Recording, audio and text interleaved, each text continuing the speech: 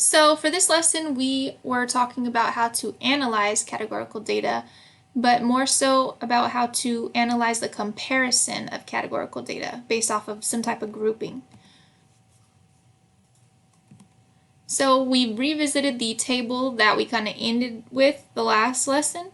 And remember, it talked about how 19 to 25-year-olds were surveyed and were asked whether or not they believed they'd be wealthy by the age of 30. And this table here just breaks it down by gender. The first table we saw, or first graph we saw, which ended the last lesson, was basically where all data is combined. Disregarding gender, what did the people say? So we can see here that most people said either 50-50 or a good chance as far as the whether or not they'd be wealthy by the age of 30. Now, if you take the data from the table and you now consider, okay, what did the females say versus what did the males say? When we compare, we need to make sure we're comparing in percentages because there's not always the same amount of females and the same amount of males that responded, so you don't want to just put how many said this and how many said that. So we break it down by the percentage of males who said this, the percentage of females who said this. So now you can see more so what the modal category is for the males. So the males red bars. So the modal category for male was good chance. So the response that came most of the time or more often was good chance from males. And the response that was said most from females is, if we look at the blue bars, was 50-50 chance. So there was a 50 chance, that they thought they would be wealthy by the age of 30. So when we look at this type of graph, which is called a side-by-side bar graph, this shows us a direct comparison amongst two groups on one grid. This is another way to show the comparison between the two groups. It's called a segmented or stacked bar graph. Basically, now we take, out of all the people who said almost none, what percent of them were female? What percent of them were male? So we use a little key up here to let us know that this turquoise color is male, orange is female. And same thing here, out of all the people who said some chance, what percent were female? So if you follow that orange, it looks about 60% were female. That means about 40% were male. Because notice each bar goes all the way up to 100%. Because it's out of everyone who said a 50-50 chance, what percent was female, what percent was male.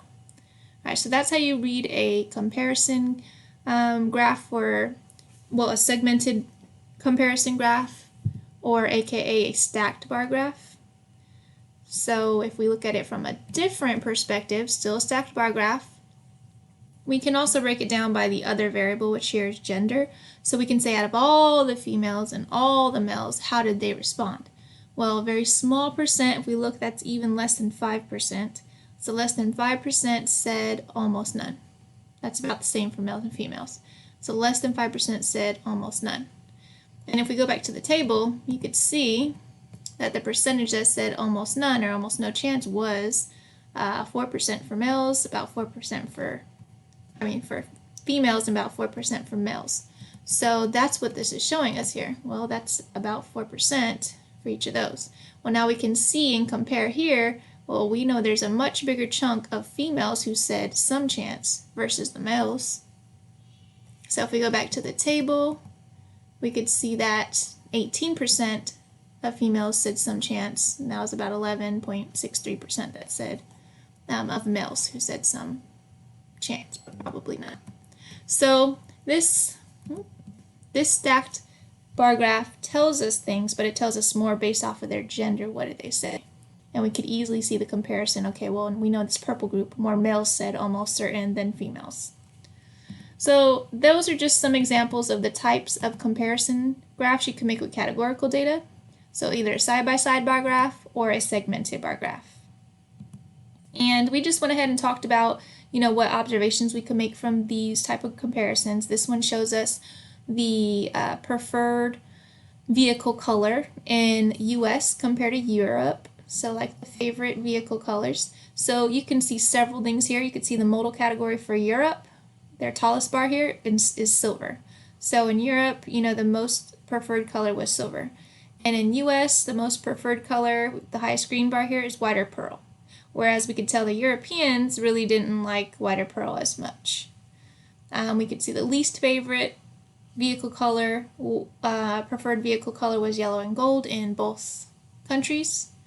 So there's different things you can observe from this. All right, lots of different things. So there was just several observations talked about in class overall.